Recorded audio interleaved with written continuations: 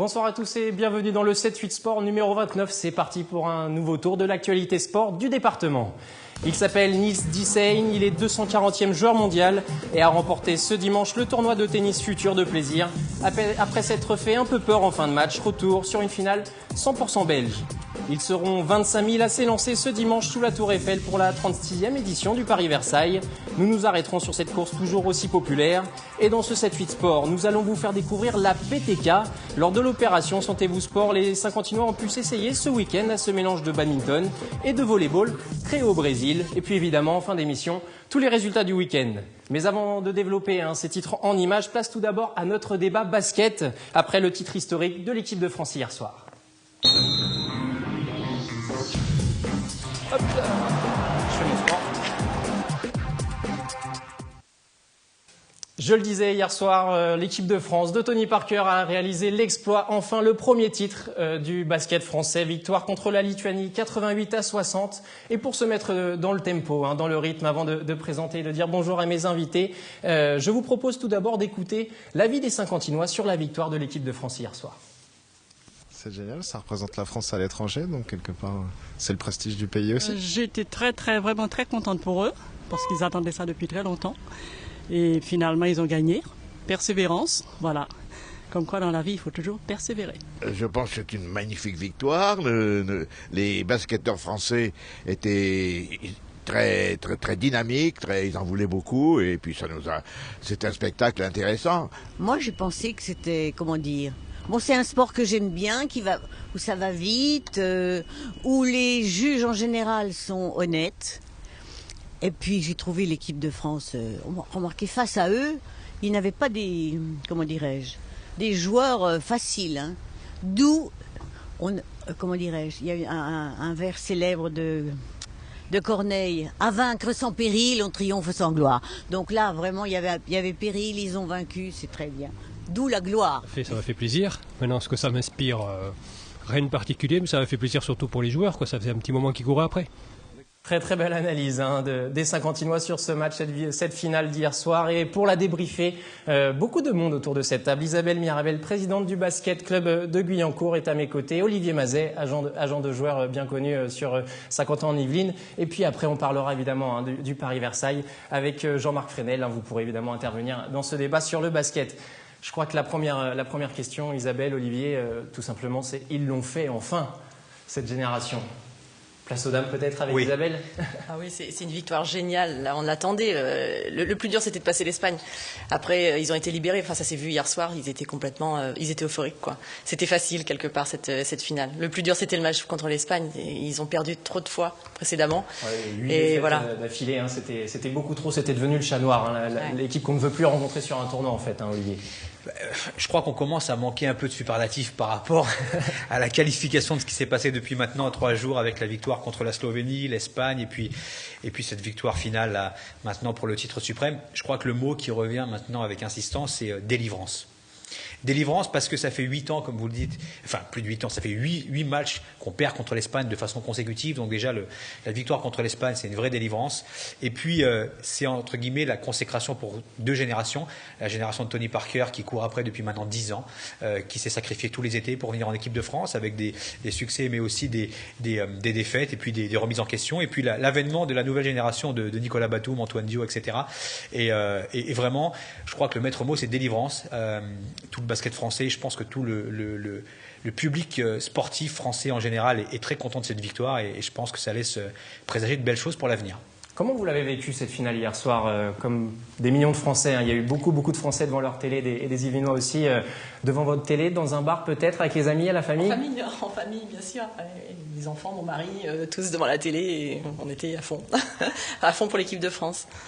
Et de votre côté, Olivier? N'ayant pas pu me déplacer en Slovénie, ce qui était pourtant prévu, je l'ai vécu en famille, pareil, avec de très fortes émotions, et c'était bien de pouvoir, je dirais, retrouver les ambiances football qu'on peut connaître d'habitude et d'ordinaire sur comment dirais-je, la télévision française, de pouvoir les vivre en famille, et c'était vraiment très sympa et très convivial. S'il y avait un moment clé de cette finale que vous retiendriez peut-être pour l'avenir, moi, je pense au panier d'Antoine Dio, par exemple, qui tire de plus de 10 mètres. C'est incroyable, non? Oui, techniquement, je pense que le palais d'Antoine Dio, c'est vraiment l'action, entre guillemets, spectaculaire et qui engendre beaucoup d'euphorie dans ce match-là. Moi, si je devais, à titre personnel, retenir une séquence de ce match, c'est vraiment la remise des récompenses et la Marseillaise qui est chantée par tous les joueurs. Parce que je pense que c'était vraiment, entre guillemets, ce qui a plu au public général, de voir vraiment cette communion, ce plaisir, cette envie qui était manifestée et qui était finalement célébrée à la fin du match, de voir un staff, de voir des joueurs qui chantent, qui sont contents d'être là. Je pense que moi, c'est ce que je retiendrai. C'est vrai aussi, parce qu'on voit un Tony Parker qui à la fin dit « Je suis fier de jouer dans cette équipe de France ». Voilà, c'est absolument génial de l'entendre. Il a créé un groupe avec l'entraîneur, ils ont créé un groupe, il y a une ambiance, voilà, ils ont fait ce qu'il fallait pour les amener en finale de cette Coupe d'Europe.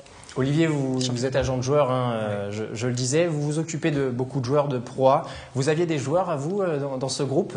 Écoutez, on a une histoire qui est un peu sensible, c'est celle de Ludovic Vati, qui est donc joueur de Pro A, qui était meilleur joueur de la Semaine des As cette année, qui était dans les 12 théoriques pour les championnats d'Europe, pour lequel on a dû annoncer une fin de carrière pour des raisons médicales lourdes au mois de mai.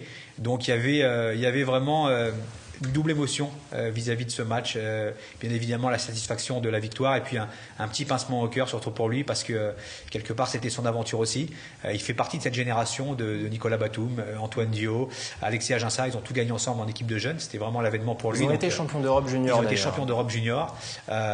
C'était vraiment entre guillemets la convergence de deux générations, celle de Parker et celle de Batum et compagnie. Donc c'est vrai qu'un petit pincement au cœur. Et puis bon, mes collègues étrangers qui géraient eux pas mal de joueurs étrangers sur la compétition, Linas Kleza, Goran Dragic pour la Slovénie, donc ouais, très, très émouvant.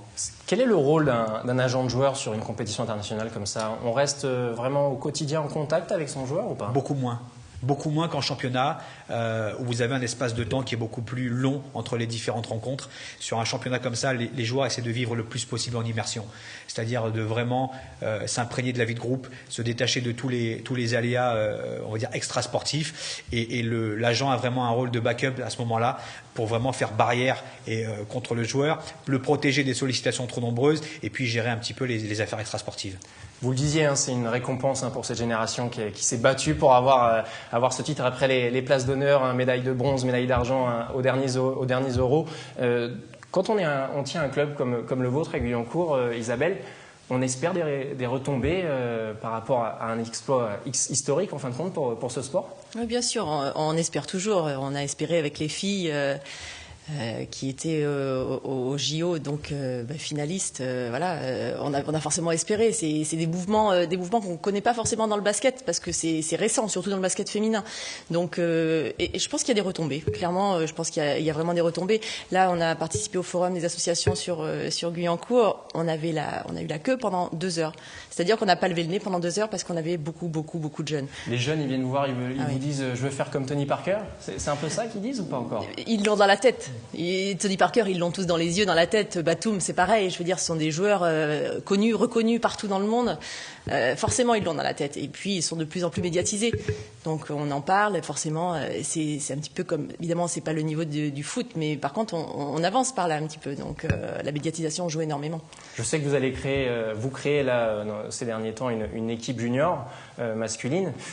Ça va être moteur pour eux, là. Une nouvelle équipe qui se crée dans un club comme ça, avec un titre de l'équipe nationale juste avant. C'est magique presque.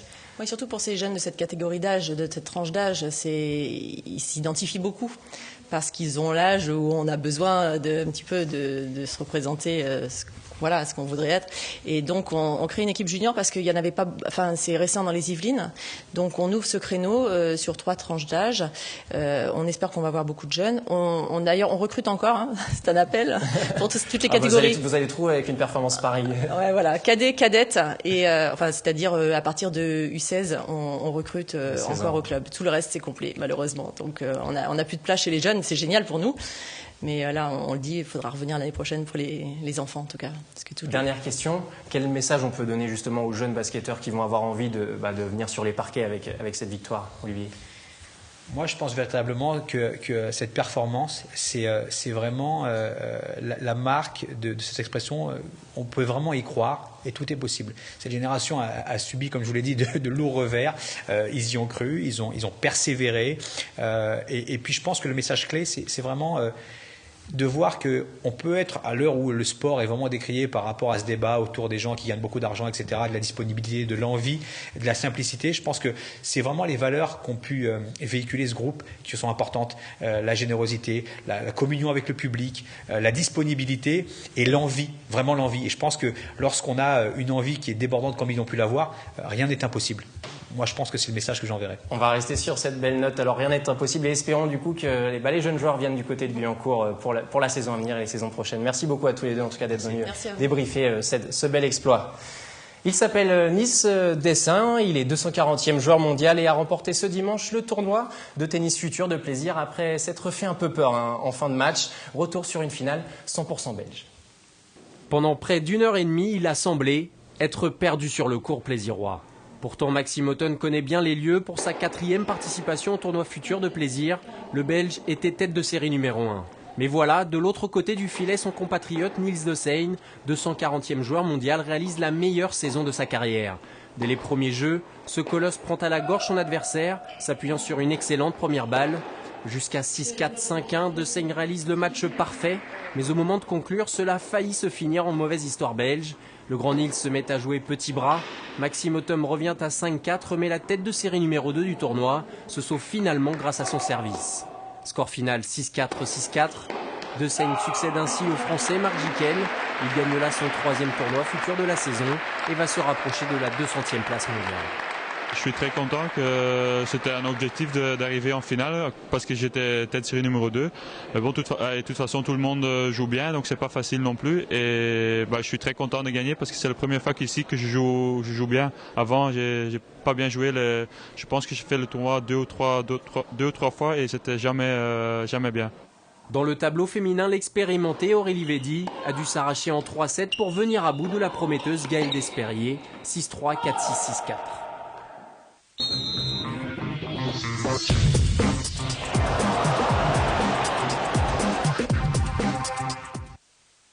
Après le basket, place au semi-marathon à la 36e édition de Paris-Versailles. À 10h sous la Tour Eiffel ce dimanche va être donné le départ de cette nouvelle édition pour 16 km direction le château de Versailles. Et pour en parler évidemment, Jean-Marc Fresnel, le président de Paris-Versailles. Bonsoir à vous. Bonsoir.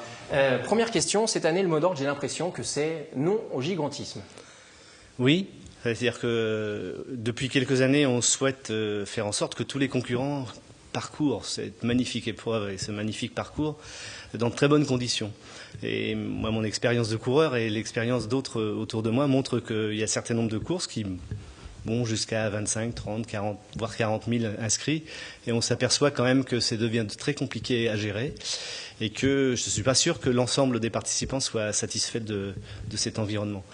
Donc moi, je fais en sorte que sur ce parcours qui est un peu compliqué parce que à mi-parcours, quand on traverse la forêt de Meudon, qui est remarquable, mais on a un espace réduit, donc c'est une des raisons pour lesquelles je souhaite en fait qu'il n'y ait pas plus de 25 000 participants et 25 000 qui soient contents. 25 000 participants, vous le disiez, ça fait quand même déjà une belle marée humaine. Oui. Les départs, comment sont-ils donnés? Alors, on fait des départs, ce qu'on appelle par vague, c'est-à-dire que les grandes courses le font toutes maintenant. Nous, on le fait depuis quasiment l'origine, depuis 1975, pour les raisons que j'évoquais tout à l'heure, de parcours à un moment qui est très réduit. Et en fait, on fait partir 350 coureurs, 300, 320, 350, selon le nombre, coureurs par minute. Donc il y a 60 vagues qui font effectivement à peu près les 25 000 coureurs sur une heure. Mais vous pourriez accueillir plus de participants. Enfin, vous avez la ressource, on va dire. Il y a beaucoup d'inscriptions refusées chaque année, par exemple. Oui, puisqu'on a clos les inscriptions cette année au 20 juillet. Donc on peut estimer à peut-être 3 ou 4 000 personnes qui auraient bien voulu s'inscrire ou qui trouvent toujours un certain moyen d'essayer de le faire mais qui n'y arrivent pas. Oui, on pourrait le faire. Mais je disais tout à l'heure, enfin, on disait cette course. Enfin, moi, je ne veux pas faire une course en disant ma course est la plus importante par le nombre. Je ne crois pas. Je pense que c'est toutes les raisons que j'ai évoquées tout à l'heure. C'est parce qu'il y a aussi beaucoup d'amateurs qui viennent sur cette course parce que le semi-marathon est toujours un peu plus abordable que le marathon. Alors nous, on est encore un peu plus petit qu'un semi-marathon puisqu'on oui. fait 16 km malgré les difficultés de l'épreuve pour la côte. Mais en fait, oui, parce qu'on s'était rendu compte quand même à l'arrivée que la plupart d'abord, on est tout à l'heure sur un exploit personnel. Enfin, la course à pied, c'est aussi son propre performance, quel que soit le niveau, on fait sa propre performance. Mais les gens courent souvent Paris-Versailles. La première épreuve qu'ils viennent faire dans une compétition, c'est celle-ci. Après, ils iront au semi-marathon, voire au marathon. Mais 16 km maintenant, bon, j'en beaucoup de cours 1 ou 2 fois par semaine, voire le dimanche une bonne heure. Bon, Paris-Versailles, ça peut se faire, disons, un coureur moyen va le faire en 1h30. Donc ça fait pas aussi peur, bien sûr, qu'un semi-marathon, on va mettre quasiment 2 heures.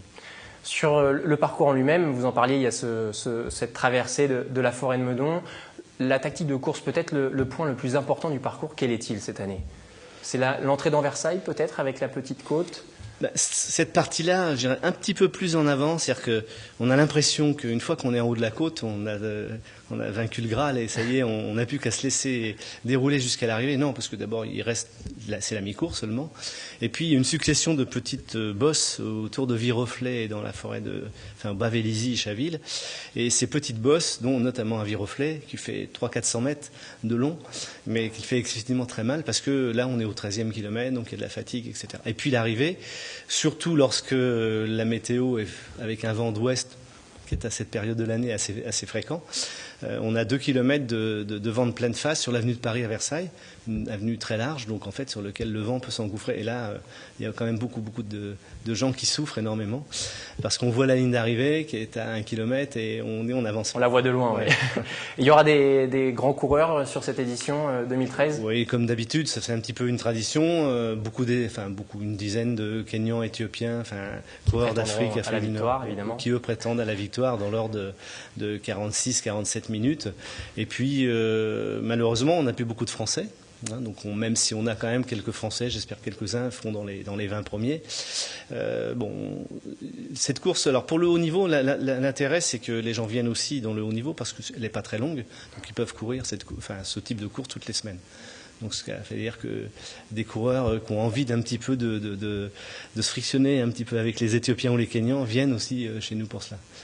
Par rapport à ce record qui a été établi par le Marocain El Hachimi, vous croyez que dans ce peloton que vous avez cette année en 2013, il peut être battu ce 46 minutes un petit peu plus?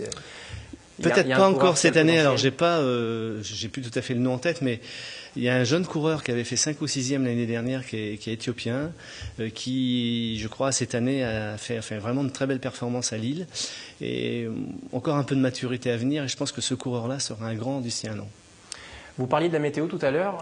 Quand on préparait l'émission, vous m'en disiez 2 mots justement. Il va faire très chaud cette semaine.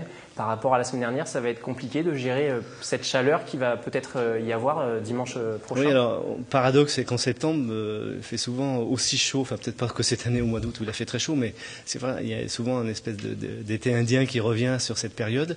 Et il y a plus de 20 ans. Enfin, je crois que la dernière fois où on a vu de l'eau sur Paris-Versailles, c'était en 1989. Donc ça fait déjà très loin. C'est vrai que la météo aujourd'hui montre, particulièrement brillante aujourd'hui, demain, après-demain.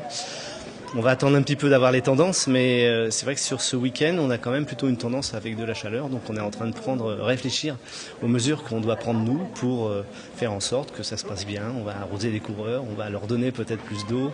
On tient à être vigilant, on travaille beaucoup avec les services de santé sur cette limite. Et le paradoxe, c'est quand on rentre en forêt, il fait beaucoup d'humidité et c'est justement des points dangereux. Donc rendez-vous pour voir les meilleurs peut-être à l'arrivée à Versailles vers 10h45, 11h moins 10, vraiment grand maximum. Grand maximum parce qu'ils partent à 10h, donc ils mettent 47 minutes, donc effectivement un petit peu avant moins 10. Et puis le gros la masse du gros de la course populaire va être entre 11h30 et midi et demi. Voilà. Merci beaucoup Jean-Marc Frenel d'être venu sur le plateau de TV Fil et à dimanche pour la course, ce 36e Paris-Versailles. À dimanche.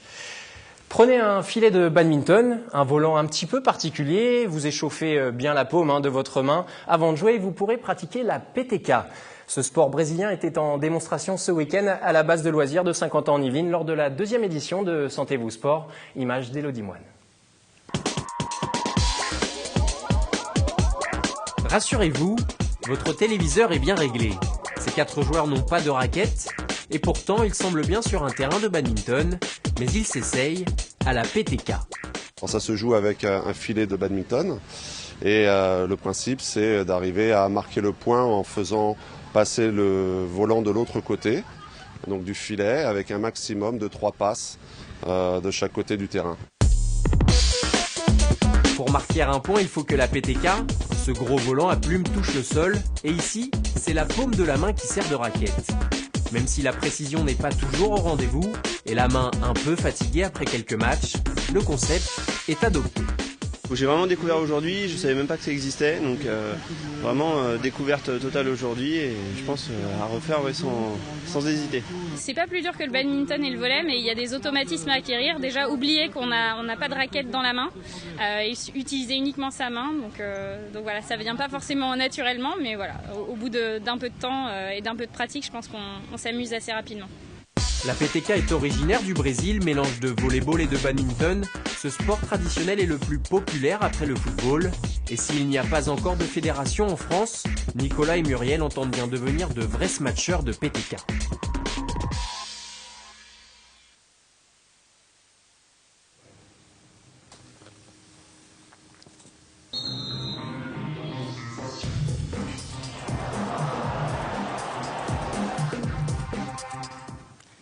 Place tout d'abord au football et ce week-end, les terrains saint-quentinois n'ont pas été très prolifiques en termes de buts. 4e journée de division d'honneur tout d'abord à Versailles. Les Versaillais recevaient les Lilas et les joueurs de David Giguet ont partagé les points à Montboron. Source score nul et vierge, 0 partout. C'est leur 3e match nul de la saison en 4 rencontres. Ils n'ont toujours pas débloqué le compteur victoire et restent 11e au classement. En promotion d'honneur, dans la poule B, Trappes recevait Saint-Ouen-l'Aumône. Pour le compte de la 2e journée. Également match nul, les Trappistes conservent tout de même leur 4e place. De son côté, Guyancourt se déplaçait à Saint-Maur, vous le voyez à l'écran, et s'est incliné 2-1. Le SG a aussi du mal, comme Versailles a lancé sa saison, coincé à la 9e place du classement. En rugby, 2e journée de Fédéral 3, on suit toujours Plaisir, qui se rendait à Vincennes. Et le PRC s'est incliné d'un tout petit point, 16-15, malgré 2 essais inscrits. Les joueurs de Philippe Béard ont tout de même obtenu le point du bonus défensif. Place au basket, les dirigeants de l'Étoile de Cheminot de Trappes, nous les avions reçus il y a quelques semaines, espèrent toujours un miracle auprès de la Fédération française de basket, après leur recours déposé contre leur relégation en National 3. À l'intersaison, l'équipe trappiste a tout de même évolué dans l'optique d'un éventuel maintien en National 2. Le staff saint-quentinois a réussi tout de même à conserver ses recrues avec ce début de championnat en N3. On l'écoute. Nous avons formé notre équipe au mois de mai, au mois de juin, pour jouer en National 2 et pour jouer le haut du tableau en National 2. Et les contrats ont été signés de cette manière. Et ils ont appris, on ne leur a rien caché, mais ils ont vu qu'ils risquaient de jouer en National 3 et c'est un risque de plus en plus probable aujourd'hui. Donc il est évident que c'est une déstabilisation psychologique. Mais je dois dire que je tiens à les féliciter. Tous ont été d'accord pour jouer le jeu. Aucun n'a résilié son contrat. Et malgré le côté extra-sportif, il fallait tout de même se concentrer sur la reprise du championnat avec la réception de Gravenchon au gymnase Paul Maillet ce samedi qui sonnait bien creux, il faut le dire d'ailleurs. Les deux équipes ont livré une prestation très défensive, ce qui explique le petit score final, 59-52. Mais l'essentiel pour les trappistes était de gagner ce premier match pour se lancer tout de suite à l'assaut de la montée en National 2. On reste dans le basket, d'autres résultats, toujours en National 3, dans l'autre match de cette poule G. Les hommes de l'Entente Le Chesnay Versailles se sont imposés sur le parquet de Wassel, 80-74. Leurs homologues féminines en National 1 connaissent un apprentissage difficile du haut niveau amateur pour leur premier match. Depuis 14 ans à ce niveau, les joueuses de Stéphane Roulet se sont inclinées 72-52 face à Saint-Paul-Rosé. Menées de 7 points à 10 minutes de la fin du match, les Yvelinoises ont craqué dans le dernier quart-temps. Place au handball maintenant. Le championnat de France féminin de National 2 ouvrait ses portes ce week-end. Il reprenait. Montigny se déplaçait à Plouvorne après leur facile victoire en Coupe de France la semaine dernière. Les joueuses de Stéphane Paysan sont passées complètement à côté de leur match et se sont inclinées 29-25.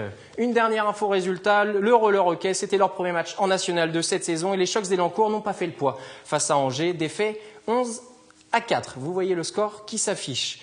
Une dernière compétition qui s'est passée ce week-end, le Mud Day. Ça vous dit peut-être rien du tout et pourtant la première édition se passait du côté du camp militaire de Frileuse à Bennes.